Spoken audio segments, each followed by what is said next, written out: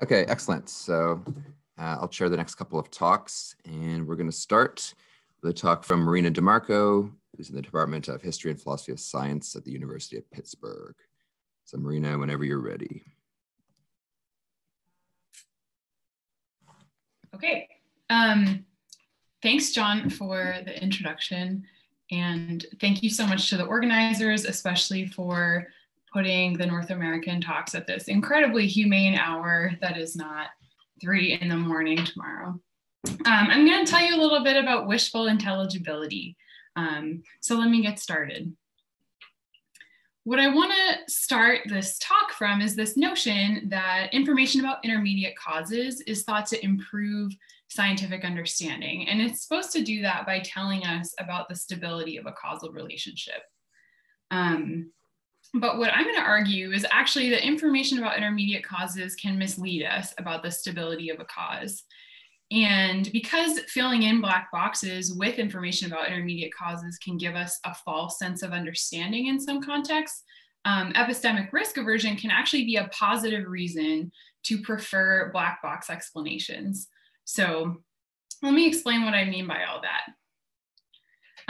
We know that explanation in epidemiology often has a black box character, and we fill in a black box by adding information about intermediate causes. So when I talk about a black box explanation, I just mean some case where we know there's a causal relationship between C and E, and I'm just thinking of that in an interventionist sense, but we don't know the intermediate links in that causal chain by which C causes E. So maybe we think there are some intermediate steps like C1, C2, C3 that are the way that that cause produces that effect. And when we learn those intermediate links in the chain, we would say that we've filled in a black box. And black boxes are just a common feature of epidemiological causal inference, right? We're going to have a whole other talk about them later on in this conference. So this is something that we're concerned with. And the idea is that we always do better by filling in a black box, by learning about intermediate links in that causal chain. So just to walk you through an example, because I love salamanders and I'm always picking them up in the woods, right? If I touch a salamander, like this little red F from West Virginia, and then I touch my eyes, it's going to irritate my eyes, right? And I know that there's a causal relationship between touching salamanders and irritating my eyes, but I don't know how that works. So we're going to say, like, I know that causal relationship, but that's a black box. Like, I don't know how touching a salamander produces that effect. If I learned that, like, salamanders produce toxins and I get the toxin on my skin and it interacts with the membranes in my eyes and that produces irritation, then we would say that I've like filled in this black box. So we have kind of an intuitive sense that like learning about these intermediate steps is better for explanation. Okay. Another thing that you need to know about sort of causal explanation for this talk today is what I mean by stability. So a cause is stable when it's invariant with respect to changes in the values of certain background condition variables. And I'm also borrowing this notion from Jim Woodward, right? So we are interested in the regularity of causal relationships or the conditions under which they're going to hold. I know there's a relationship between me touching a salamander and my eyes getting irritated, but I don't know if that is going to be true for people. That's going to be true for other salamanders, if that's going to be true for not West Virginia, something like that. So we can think of a causal relationship as being more or less stable depending on how many different background conditions it will hold across. So for instance, like if the intermediate steps by which that touching a salamander produces irritation is due to that toxin and everybody is susceptible to it, right? We might say it has like a relatively broad or universal domain of stability. But if it's just that I'm allergic to salamanders, then we're going to say it has a relatively narrow range or domain of stability because it would only hold for people who are kind of relatively immunologically similar to me in the relevant respects, right? People who are allergic to salamanders, which is just like probably not very many people.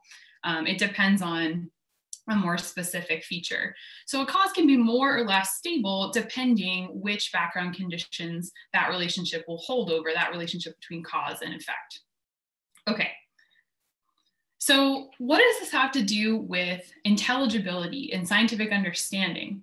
Well, the idea is basically that information about the stability of a causal relationship is supposed to make epidemiological explanations more intelligible, and it's supposed to do that by improving or contributing to the design of interventions. And what's motivating this sort of notion of intelligibility is that it's got to be aim indexed in some way, if it's not totally pragmatic. So you might recognize some of these ideas from the literature on like non-factive understanding, right?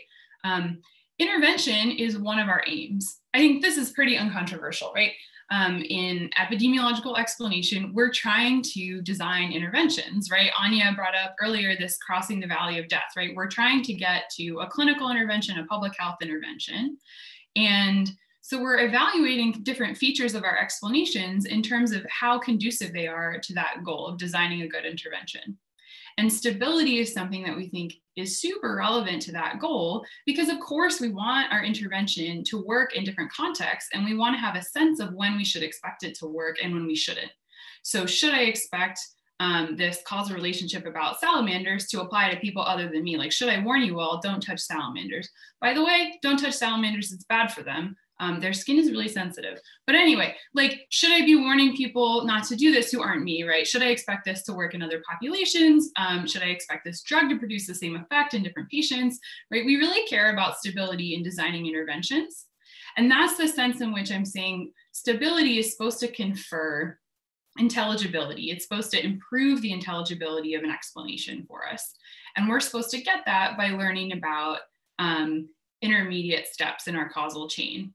Like in my salamander example, right, knowing about the intermediate steps by which that salamander toxin irritates me, that tells me like, oh, okay, we should expect this to apply to everyone, for example. All right. So here are some cases where I think we're really after this sort of intelligibility. We have a lot of sort of research in the developmental origins of health and disease, in the social determinants of health, so social epidemiology broadly, where we're asking questions about how something that we would call like a social cause, something that we typically study in a social science research context, gets under the skin to cause some kind of health outcome. A lot of times that's like obesity or cancer, some like sort of complex adverse health outcome. And we see this framed as a question of how these sort of causes get under the skin, right? That's a question about the intermediate steps by which a social cause produces a biological effect. So we really are curious about these sort of intermediate links in a causal chain when we ask a question about like, how does disadvantage get under the skin, right, to influence health development across the lifespan? And these questions about intermediate steps in a causal chain are often linked to questions about stability. And here's an example.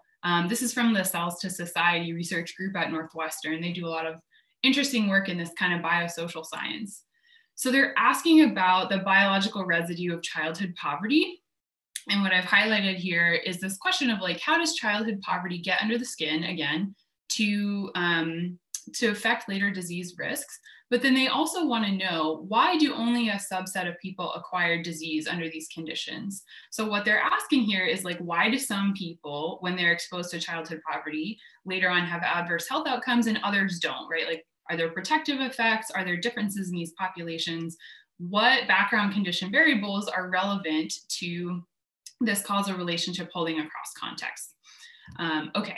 So these are important questions, and we're really after these questions, especially in social epidemiology, a lot of these sort of biosocial research questions.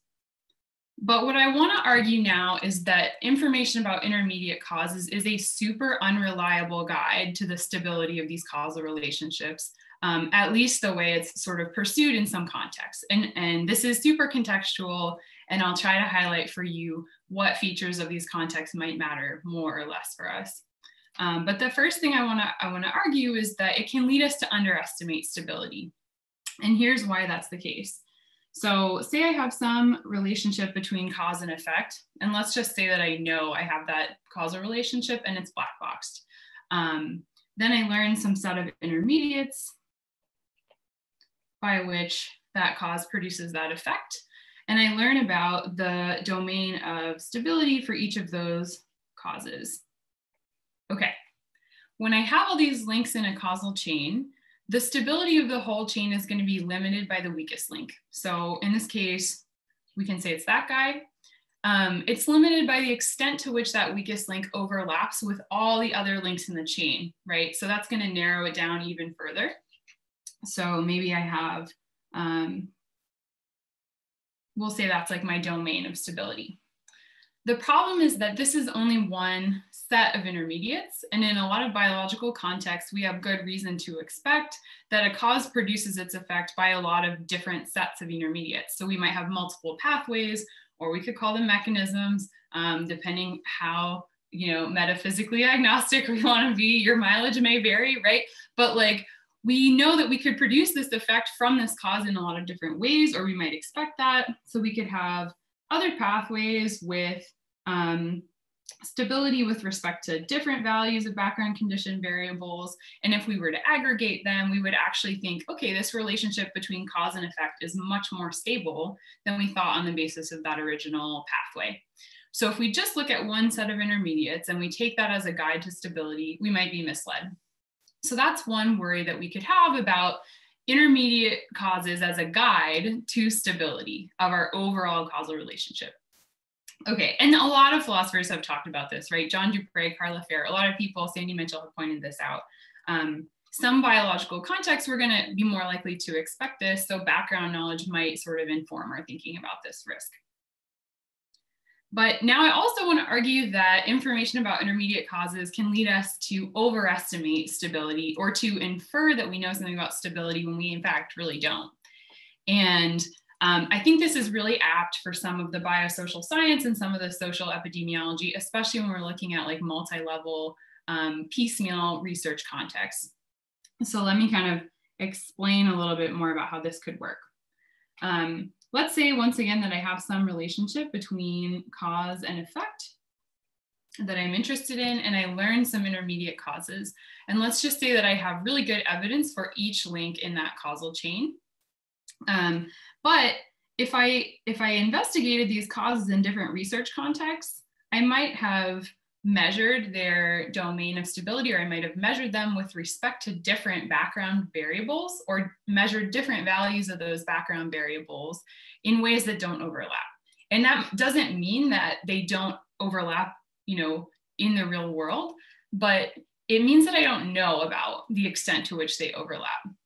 So if I measured maybe one of these in a laboratory context with respect to variables over which I have a lot of control, I measure one of them in an animal model, I measure one of them in a neighborhood, I might still have really good evidence for all of these links, and I might think they're very important parts of a causal chain from C to E, but I don't actually know that they're like, that any of these links are going to be stable with respect to the same background condition variables. And I'll walk you through an example of this that I think will make this a little bit more intuitive. Okay, so if we're looking at something like social determinants of cancer, health disparities in cancer, this is something really important, we're really interested in this. We might start with something like spatial data about cancer incidence, and we might overlay that with something like data about socioeconomic status for various locations, right? Especially like neighborhood level. And we might think that there's some causal relationship between being in those neighborhoods and cancer incidence, right? Rates of cancer incidence. Okay. And if we're pursuing sort of intermediate links in that chain, the next thing we might do is look at other spatial data about some kind of exposure. Maybe that's like a chemical exposure, but maybe it's something like social isolation in that neighborhood. Maybe it's stress, maybe it's the effects of racism, right? We might infer that from the same location context, or we might draw on a study that was performed in another city or another neighborhood to say, well, you know, in neighborhoods that are predominantly African-American, the experience of racism tends to be an important determinant of health outcomes. And like Nancy Krieger has done some work on this that I think is pretty compelling. And then we might say, okay, how are we going to go from this experience to a biological outcome like cancer? Well, we might draw an animal model, right? So we might say, we know that the experience of stress in mice, as we operationalize that in rodents, right, alters HPA axis gene expression And this has something to do with our outcome. And then we might, and this is like, I just want to emphasize how common this is, we might invoke some kind of epigenetic mechanism and say, yeah, honestly, and say, and then there's some epigenetic process by which this produces inflammation, and that inflammation in the tissue leads to increased tumor incidence. And so we have these links in this causal chain from our social cause or our spatial data to our cancer incidence. And I'm not trying to downplay the importance of this research. I think that these sort of biosocial research projects are super important and valuable, but what I want to sort of emphasize here is that we might look at really different background condition variables in these different research contexts. And we're assembling this whole causal chain in a piecemeal fashion, right? It's a multi-level research project. So the norms for the kinds of background condition variables that you're going to want to measure are going to look really different in these different contexts, right? In one study, we might measure something by census tract. This is a common way that we operationalize neighborhood, at least in the US. In another one, we might do it by block group, right? And when I try to compare those as background condition variables, I might lose some information, right? One of these is more granular than the other, or they don't overlap perfectly. And then we have like a laboratory environment, right? Where we have a lot of control over background conditions under which we observe a causal relationship, but they're very narrow, right? And this is just like a general concern about extrapolating from animal models, right? The other philosophers of science have talked a lot about. And then when we measure epigenetics, we might measure this in humans, we might measure it in a lab context, we might measure it in vitro. So it's complicated, right? We could easily measure each of these links and have really good evidence for those causal relationships and not know that we should expect them to be true with respect to like some feature of a population in a neighborhood in Chicago. And that might be what we're really interested in.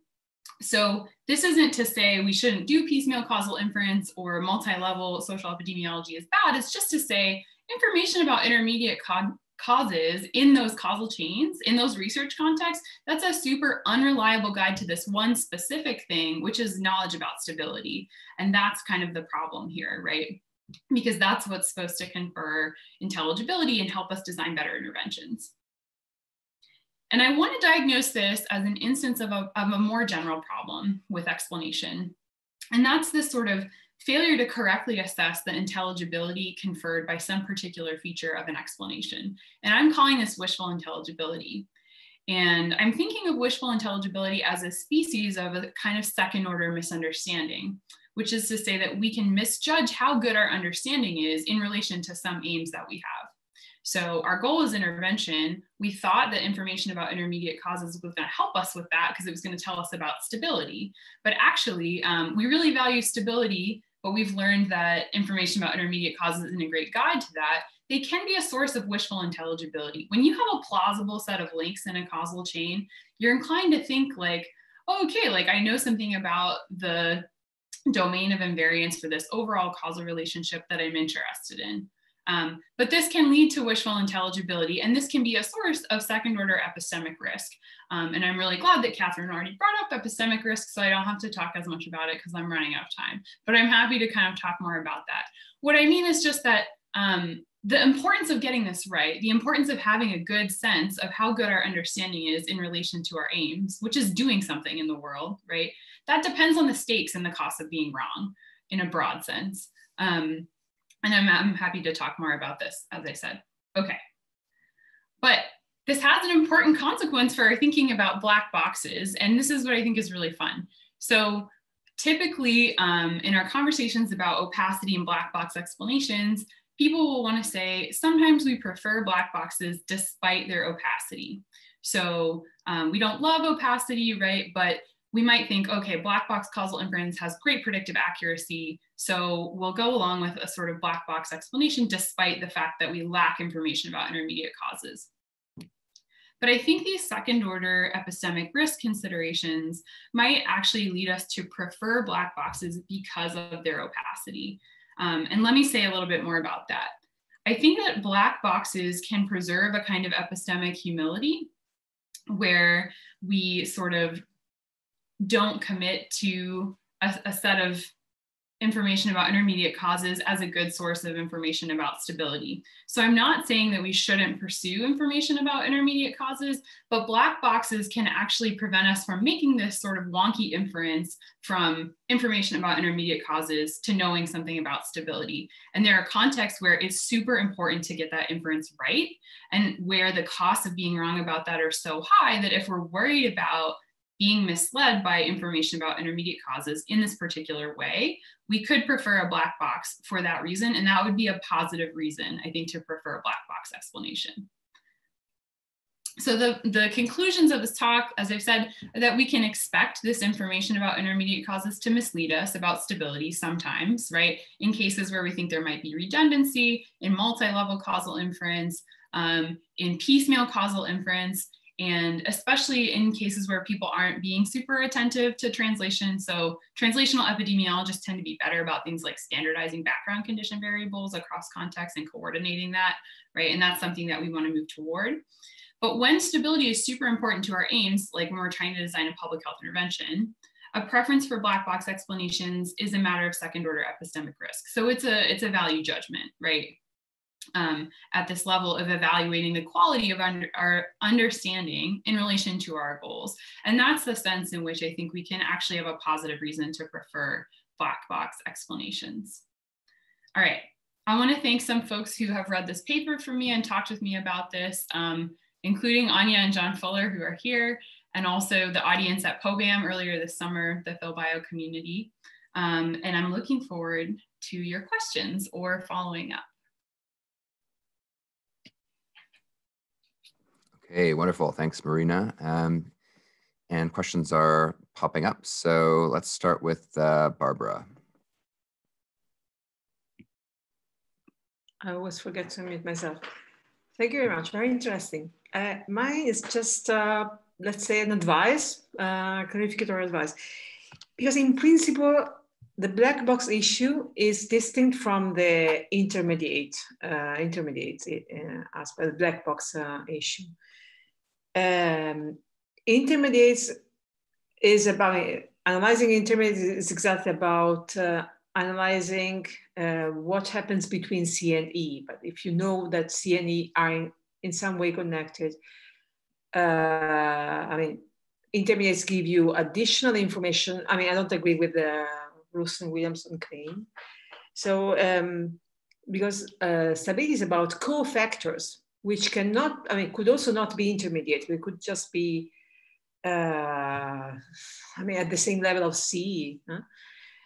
I don't know, a treatment is effective in youth, but not in old people. I mean, it's about externality and background conditions, as you said. So there are two orthogonal things. However, they may interact exactly when some cofactors impact a specific intermediate, like, I don't know, a specific molecule.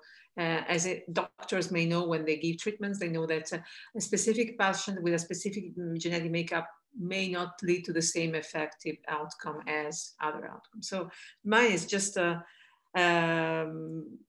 let's say, a categorical comment on that, not to lead you astray and to mix up two things like background conditions and stability and intermediates, because at least in principle, they are two distant things.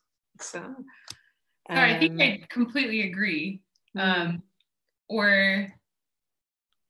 So Alex Broadbent has a paper about this, kind of detailing some ways in which information about intermediates can tell us a little bit about background conditions, right? And can do us a little bit better than a black box. But he similarly, I think, wants to say that it depends on a lot more than just there being information about intermediates, right? And that's the confusion, or at least one source of confusion that I think we agree on.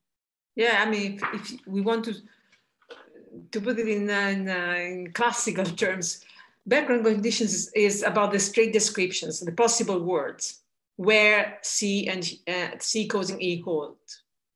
Mm-hmm. The intermediates may or not belong to this possible word. I mean, it's an orthogonal thing. But it's of course they may interact. So it's interesting to see where they interact. Another thing, going back to the slide on overestimating stability. Can you go back to that slide? I'm only giving you advices to help. I mean, I'm now in the mode of the supervisor. The one on overestimating stability. Let's go. Okay. Okay. So when you analyze, and I don't have a way to point to things, but when you analyze, when you detect, let's say, these causal chains, generally you do it by having a piecemeal causes. So you have the you discover that C1 may be related to C2 or C2 to C3, and then you put them together and so on. So I wonder how. Another advice would be not to represent stability across domains, let's say, or across possible words through this kind of lines, because they seem similar to the confidence interval, and they may lead the audience astray. That is just an advice, but that's okay. So when you detect, for instance, that C1 causes C2, you detect. First of all, you start by detecting it in a given context, and then you want to generalize. This is generally what happens. It's not that you discover that C1 causes C2, and then you go and see, it happens here or it happens there. Generally, it's the contrary. So how it can happen that the two domains do not overlap, for instance, between C1 and C2? They might be a very little overlap, but there must be an overlap to first detect it in the first place. Am I right? Maybe I'm wrong. I don't know. So you're not wrong, but in practice, a lot of times what happens is someone will observe like the relationship between C2 and C3, and they'll assume that it's universal. So they won't like observe or make the link to C1 specifically or to any of the conditions under which C1 causes C2. So it'll be like, this is especially common with like the molecular causes in one of these biosocial like multi-level chains. They'll be like, oh, well, it's an epigenetic mechanism, so it's universal. And there will be like no attention to the conditions under which that might not hold, like say with regard to C1, which might be like a really unstable cause or like more sensitive.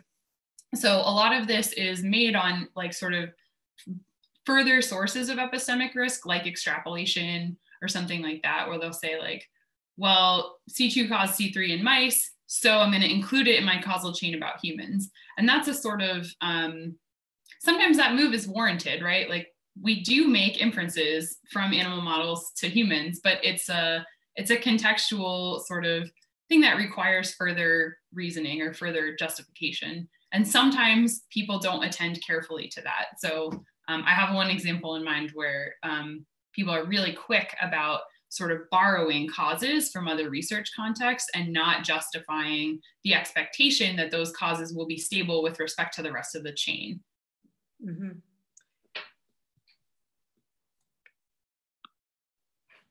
Okay, great. So the next person to throw their hand up was Micah. Yeah, so thank you for your wonderful talk.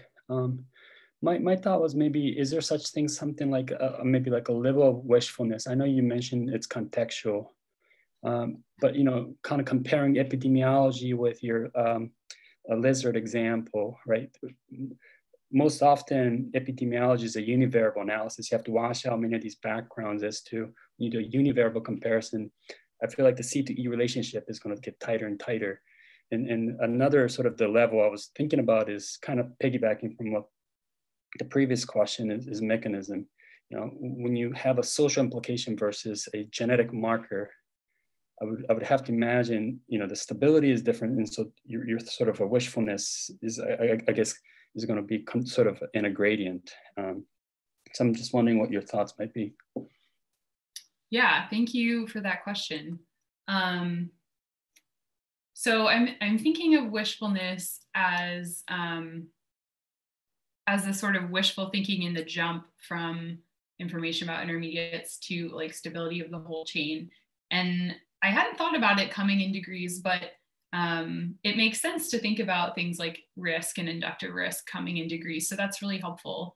And I think that cutoff in terms of riskiness is going to depend on a lot of things. So maybe this is just restating part of your question and not really answering it. Like in the salamander example, the stakes are so low for the most part that I'm not inclined to be concerned about this sort of epistemic risk, or I'm making that value judgment, but I don't really care very much, right? So I think it will depend on things like the costs of the intervention and the potential off-target effects and their severity and stuff like that. Yeah. But even like in the sort of the stability, when you look at the distance from the C to E, you could imagine there might be multiple parallel at the level of epidemiology, whereas you're doing a univariable analysis, you're going to tighten the distance between the C to E. And so all the stability kind that you have to be concerned of is going to contract by default. Mm-hmm. And that's also contingent on the flavor of evidence as well. So, yeah, there's a sense in which like all of this depends on how you characterize the intermediate causes, like what degree of abstraction and granularity, right? Because if I only include like a broad social cause and an effect simply by leaving out intermediates, my knowledge of stability is going to be basically bigger until I start thinking about those pathways. So that's an important point. Thank you.